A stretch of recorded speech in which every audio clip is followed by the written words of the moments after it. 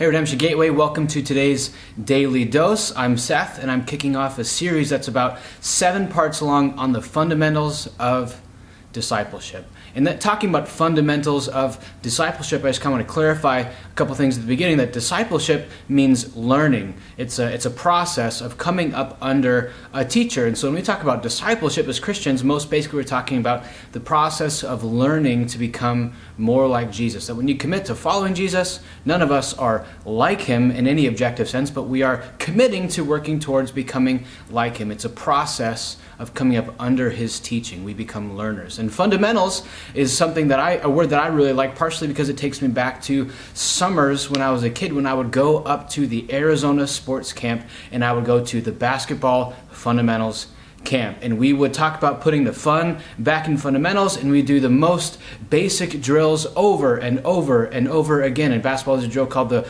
wooden pass pivot drill, and you take one dribble, take a step, hop step, pivot, and you pass the next person in line. It is not the reason you started playing basketball, and it's not the reason you keep playing basketball, but it's practicing the fundamentals of the game. And part of the reason you practice the fundamentals is so that you develop good instincts. In the middle of a basketball game, you're not thinking this would be a great time to employ what I learned in the wooden pass pivot drill. You just react. And so you drill the fundamentals to develop good instincts in your flesh, in your heart, and in your mind. And so this whole series is going to be about the fundamentals of discipleship. And I want to talk about the first one right now. And that first one is gathering.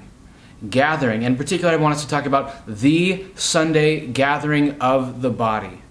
The early church, and even through the middle church, and even now, we would say that the two principal goals of the church, or even like the true church, is gathered where the word is rightly preached and the sacraments are rightly administered. And so the sacraments are the Lord's Supper and baptism. And so the true gathering of the church is when the word is rightly preached and when the sacraments are administered. When we sit ourselves up under good Bible teaching and we take the Lord's Supper together, that is the gathering. Hebrews 10:24 and 25 says this: "Let us consider how to stir one another up to love and good works, not neglecting to meet together," or that can be translated, not neglecting the gathering, as is the habit of some. In Acts 20 verse 7, they're writing about how on the first day of the month they gathered together to break bread. And that's not just a euphemism for get lunch or make food. That's a euphemism for taking the Lord's Supper, to breaking the body and sharing it and remembering the virgin birth, the sinless life, the substitutionary death, and the victorious resurrection of the Son of God on our behalf.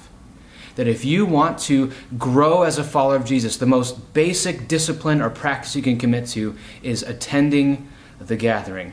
Obviously, before coronavirus, it looked a little different, and now it's going to be different over the coming weeks and months. But on the long-term basis, gathering together is the most fundamental part of our discipleship as Christians. Thanks so much, Redemption Gateway. I'll see you tomorrow for part 2 of our 7-part series on the fundamentals of discipleship.